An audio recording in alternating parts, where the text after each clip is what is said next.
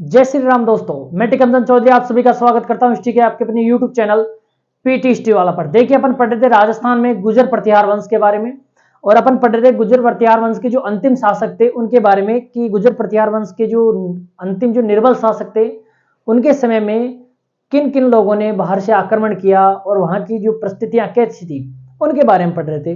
अपन ने कुछ प्रतिहार शासकों के बारे में डिस्कस किया था, जिनमें अपन ने देखा था कि देवपाल के बारे में कुछ बातें थी। उसके बाद में विनयपाल और महिपाल थे, कोई बात नहीं है। फिर विजयपाल की थी।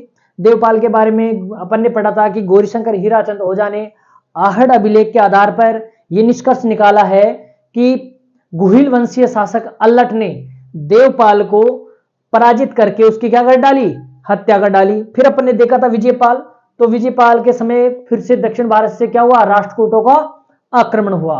और इस समय राष्ट्रकूट शासक कौन था, कृष्ण तृतीय ने प्रतिहारों पर आक्रमण करके क्या कर दिया, उनको पराजित किया। कृष्ण तृतीय की सहायता इस समय कौन कर रहा था, तो आपका नरसिंह या नाहर सिंह इसने सहायता की। कृष्ण तृतीय ने प्रतिहार राज की उपाधि धारण की।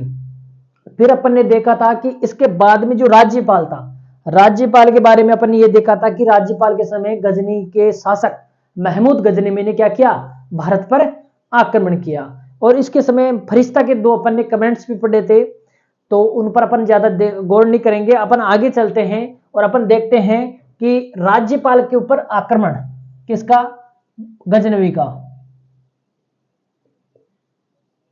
यह सबसे महत्वपूर्ण पॉइंट है कि जो प्रतिहारों के जो अंतिम शासक है उनमें सबसे महत्वपूर्ण यही रहेगा।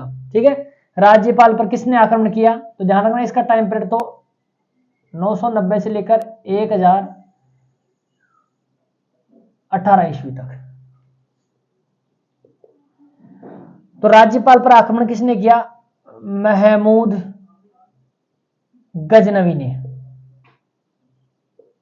किसने आक्रमण किया था, महमूद गजनवी ने किया था। यह गजनी का शासक था और इसने आक्रमण किया कब, दिसंबर 1018 ईस्वी में। कब किया, दिसंबर 1018 ईस्वी में आक्रमण किया। और इस आक्रमण के कारण क्या हुआ, राज्यपाल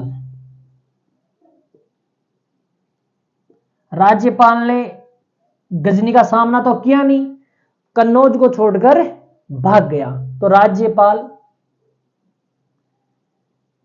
गजनवी के आक्रमण से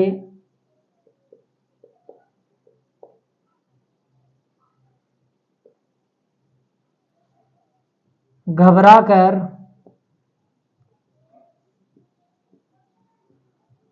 कन्नौज छोड़कर भाग गया। और कहां पर जाकर अपनी नई राजधानी बनाई इसने, राज्यपाल ने, तो इसने कन्नौज को छोड़ दिया और कन्नौज से छोड़कर भागकर कहां चला गया, तो बारी, उत्तर प्रदेश में गंगा और सरयू नदी के तट पर, गंगा और सरयू नदी के तट पर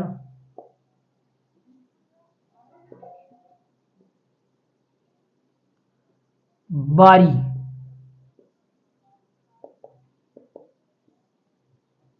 को अपनी राजधानी बनाया।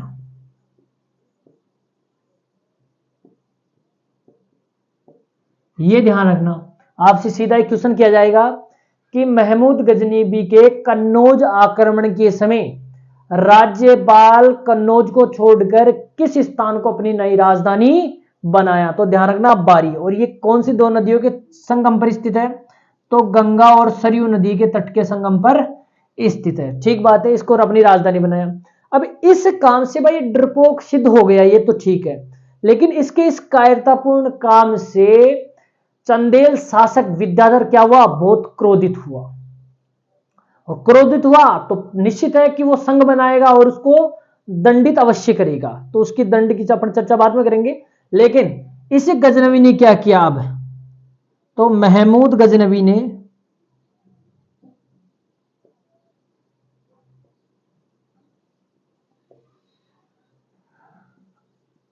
कन्नौज को जमकर लूटा और सभी मंदिरों को नष्ट कर दिया।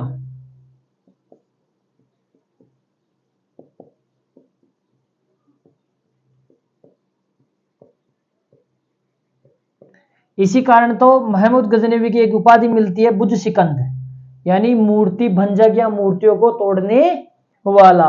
इसने कन्नौज को जमकर लूटा, वहां के वैभव को पूर्ण रूप से क्या कर डाला, नष्ट कर डाला, उसमें मंदिर महल सब कुछ। कहते हैं कि कन्नौज की सुरक्षा के लिए 7 दुर्ग बनाए गए थे।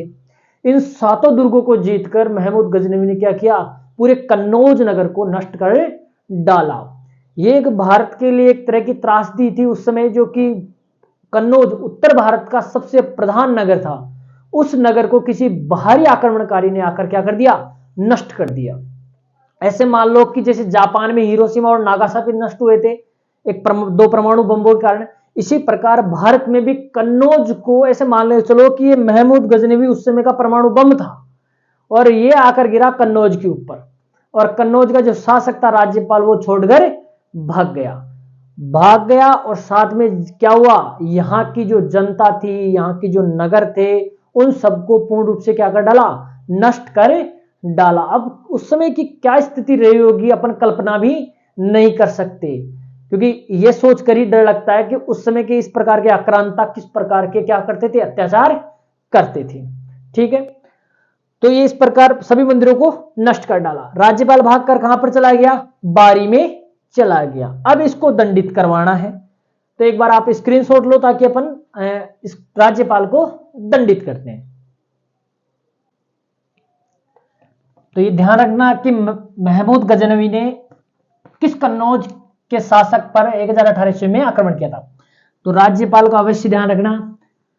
ठीक है, और यह भी ध्यान रखना कि उसने अपनी नई राजधानी कहां बनाई थी, तो रामगंगा और सरयू नदी के तट पर, कहां पर, बारी में। ये बारी शब्द जरूर ध्यान रख लेना आप, तो बारी जब भी नाम आए तो राज्यपाल का नाम आएगा। ठीक है, महमूद गजनवी तो राज्यपाल का नाम आएगा, प्रतिहार शासक राज्यपाल महमूद गजनवी।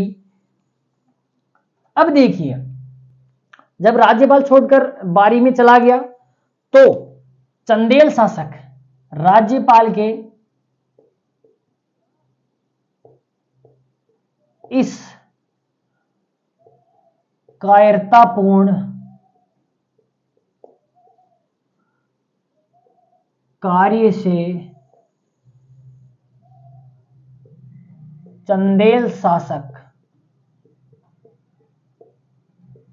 विद्याधर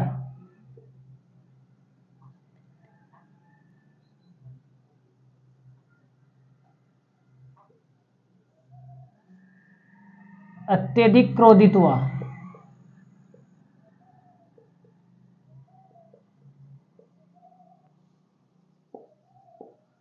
और राजाओं का एक संघ बनाकर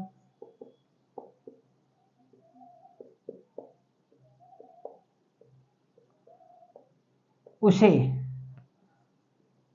दंडित करने का निश्चय किया। और इसको दंडित करने के लिए किसको नियुक्त किया, तो कछवाहा सामंत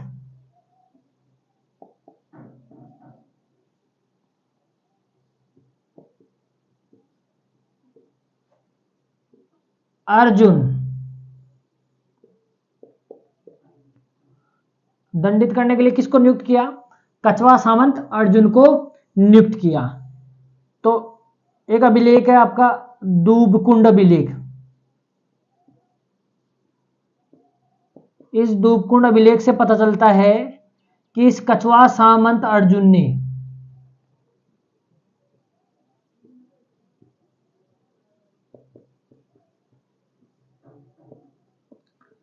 राज्यपाल को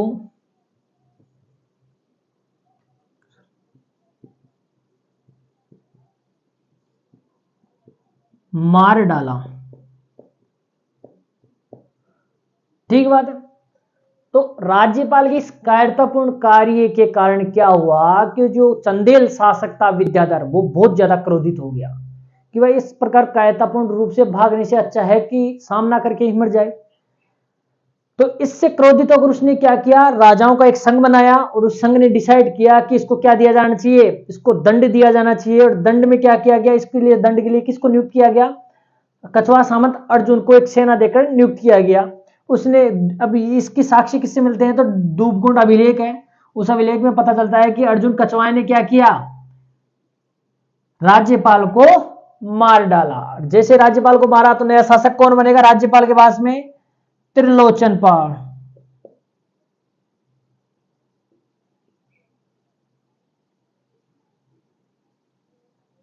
अगला शासक बना। कहते हैं फिर महमूद गजनवी ने 1019 ईस्वी में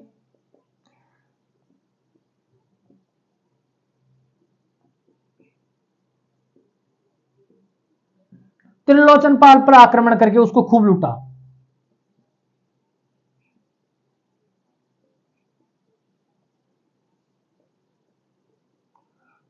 आक्रमण कर उसे लूटा।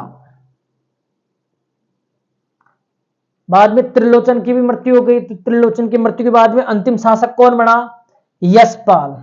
कौन बना, यशपाल। त्रिलोचन के बाद में शासक कौन बना, और इस त्रिलोचन पाल की भी राजधानी क्या थी, ध्यान रख लेना, वही बारी।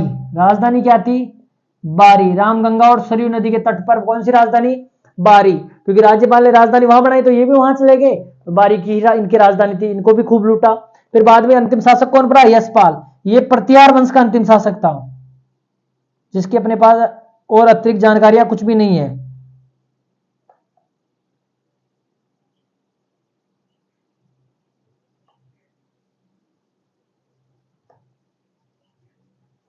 ये क्या था, प्रतिहार वंश का अंतिम शासक था। तो आप ये जरूर ध्यान रखिए, राज्यपाल के समय किस विदेशी आक्रांता ने भारत के ऊपर आक्रमण किया और कन्नौज को लूटा। ठीक बात है। फिर ये भी ध्यान रखना, त्रिलोचन के पाल के ऊपर भी आक्रमण किया और उसको भी लूटा। फिर अंत में शासक कौन पड़ा, यशपाल।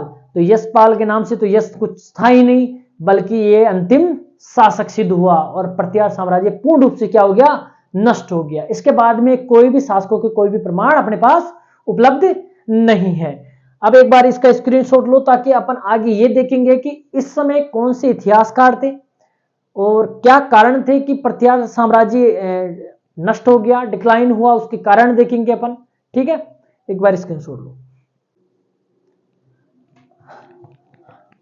ये तो था आपके प्रतिहार शासकों के बारे में संपूर्ण जानकारी। अब अपन कुछ छोटी मोटी बातें और देख लेते हैं। वैसे वो आ चुकी है लेकिन फिर भी अपन उनको एक बार अपनी दृष्टि से निकाल लेते हैं, क्योंकि वो अलग से रहेंगी तो अपनी नजरें रहेगी तो अपन को अच्छे से याद रहेगा। तो ये ध्यान रख लेना, अंतिम शासक यशपाल। अब अपन बात करते हैं इस समय के कुछ अरबी इतिहासकार, अरब से आने वाले इतिहासकार और भारतीय इतिहासकार। ठीक है, तो अपन ने देखा था अरबी यात्रियों के बारे में देखा था, एक तो अल मसूदी, एक सुलेमान, अबू जेद और अल गर्दीजी। ये कुछ अरबी इतिहासकार हैं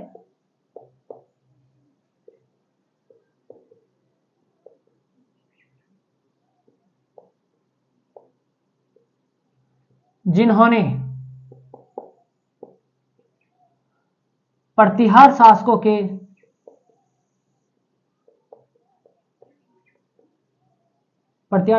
की वीरता की प्रशंसा की।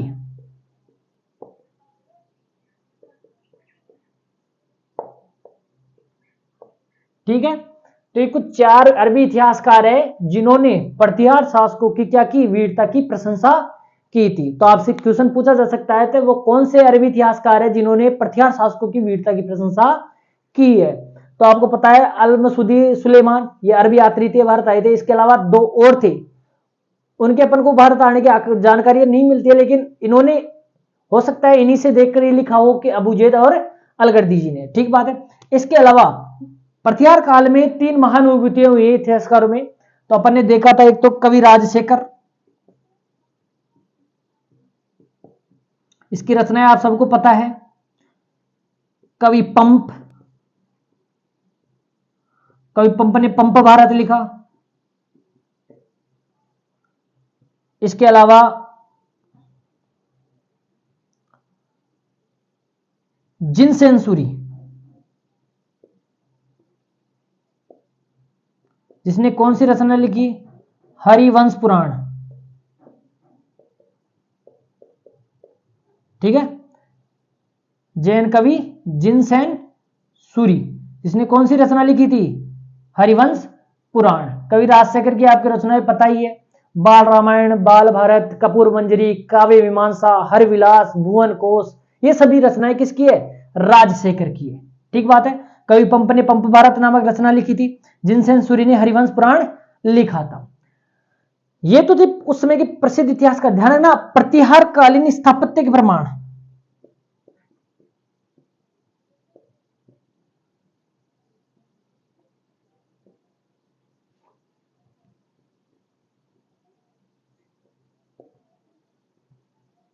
तो प्रतिहारों के लिए प्रसिद्ध नगर कौन था? एक तो कन्नौज।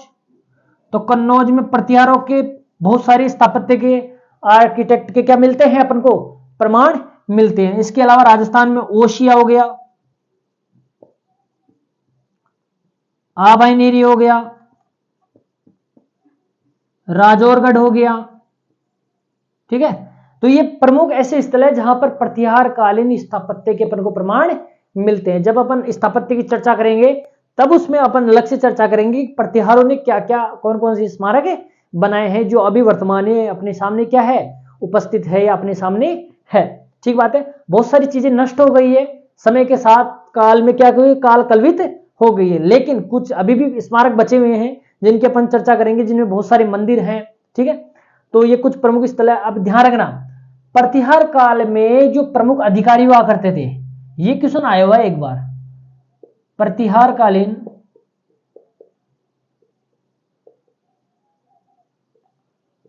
अधिकारियों को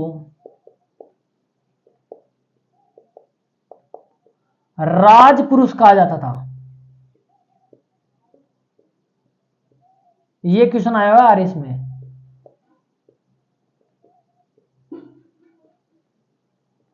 ये ध्यान रख लेना आप तो। ठीक बात है कि ये और भी एग्जाम में पूछा जा सकता है कि प्रतिहार कालीन अधिकारियों को या प्रशासनिक अधिकारियों किस नाम से जाना जाता था? तो राजपुरुष के नाम से जाना जाता था। ठीक बात है। तो ये ध्यान रखना, ये 4 तो अरब यात्री या ये 4 तो अरबी इतिहासकार और ये अपने 3 वाले अपने इतिहासकार। और इसका अलावा जो प्रतिहार कालीन जो स्थापत्य के प्रमाण अपन को कहां से मिलते हैं उसके अपन अलग से चर्चा करेंगे, लेकिन कन्नौज, ओशिया और आबानेरी नाम अवश्य ध्यान रखिए। अब अपन बात करते हैं प्रतिहारों के पतन के कारणों की। एक बार स्क्रीनशॉट लेता गया कि चलिए। अब अपन बात करेंगे प्रतिहारों के पतन के कारण क्या थे। अब आजकल क्या है कि फैक्चुअल चीजें कम और थोड़ा कंसेप्ट पर आधारित चीजें बहुत ज्यादा पूछी जाने लगी हैं, तो अपन को कंसेप्ट क्लियर होना चाहिए कि प्रतिहारों के पतन के क्या कारण थे।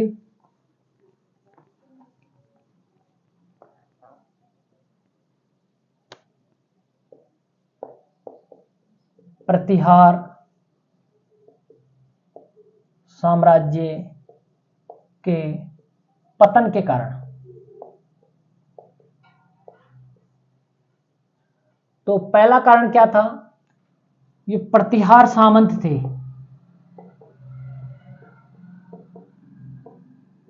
वह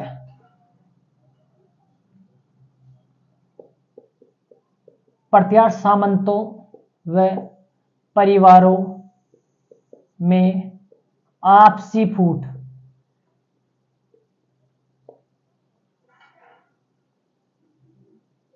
अपन ने देखा ही था कि जब इनके जो सामंत थे वो सामंत एक दूसरे के शासकों को शासक बनाने के लिए क्या कर रहे थे? संघर्ष कर रहे थे। अपन ने देखा कि भोज द्वितीय और महिपाल इनको अलग अलग सामंतों ने क्या किया, शासक बनाया। तो इस प्रकार प्रतिहार सामंतों और परिवारों में क्या चल रही थी, आपसी फूट। इसी फूट का फायदा अन्य लोगों ने उठाया। दूसरा कारण क्या था,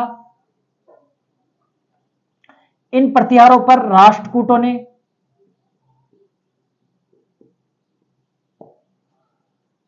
अरबों ने एवं पाल शासकों ने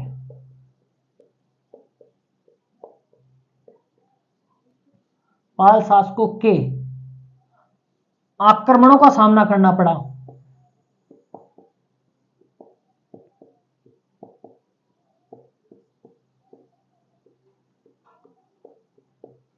राष्ट्रकूटों का, अरबों का और पाल शासकों के आक्रमणों का सामना करना पड़ा, क्योंकि ये एक सेंटर में स्थित साम्राज्य था।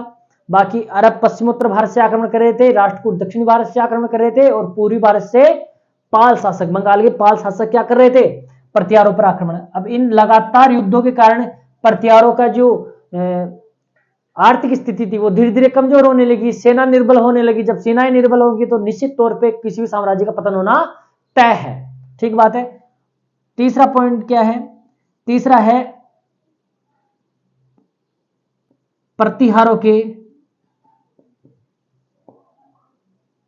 प्रतिहारों में निर्बल शासक होना। जो प्रतिहारों के जो अंतिम शासक थे वो निर्बल सिद्ध हुए।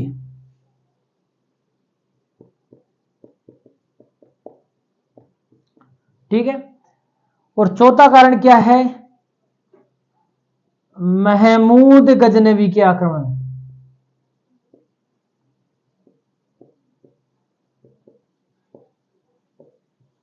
जब महमूद गजनवी ने कन्नौज पर आक्रमण किया 1018 और 1019 ईस्वी में, तो उस समय प्रतिहारों के कौन से शासक, किस प्रकार के शासक थे, बिल्कुल निर्बल और विलासी प्रवृत्ति के शासक शासन कर रहे थे। तो इस निर्बल शासकों की कड़ी को नष्ट करने का या उनके कमर तोड़ने का काम किसने किया, महमूद गजनवी ने। और महमूद गजनवी ने जब आक्रमण किए तो यह साम्राज्य उसके आक्रमण को सहन नहीं कर पाया, झेल नहीं पाया। तो निश्चित तौर पे अगर नहीं झेल पाएंगे तो निश्चित तौर पे उस साम्राज्य का पतन होना तय है। और गजनी के आक्रमणों के बाद ही तो ये आपका प्रतिहार साम्राज्य क्या हो गया, पूर्ण रूप से नष्ट हो गया। राज्यपाल पर आक्रमण हुए या राज्यपाल के बाद में त्रिलोचन पाल बना, त्रिलोचन पाल के बाद में यशपाल बना। यशपाल प्रतिहार साम्राज्य का अंतिम शासक था। यानी प्रतिहार साम्राज्य को पूर्ण रूप से पतन करने का काम किसने किया, महमूद गजनवी के आक्रमणों ने किया। उसको पूर्ण रूप से क्या कर डाला, नष्ट कर डाला। तो ये प्रमुख 4 कारण है, ये आपको ध्यान होनी चाहिए कि प्रतिहार साम्राज्य के पतन के क्या कारण थे। तो पहला कारण था प्रतिहार सामंतों और परिवारों में आपसी फूट, राष्ट्रकूटों, अरबों और पाल शासकों के होने वाले लगातार आक्रमण, प्रतिहारों में निर्बल शासकों का होना, और चौथा क्या है, महमूद गजनवी के आक्रमण ने इसको अंतिम रूप से क्या कर दिया, डिक्लाइन करने की ओर ले गए। ठीक बात है। तो इस प्रकार आपका प्रतिहार साम्राज्य का टॉपिक था जो पूर्ण रूप से क्या हुआ है, कंप्लीट हुआ है। पढ़ते रहिए, हंसते रहिए। जय श्री राम, खमा गणी।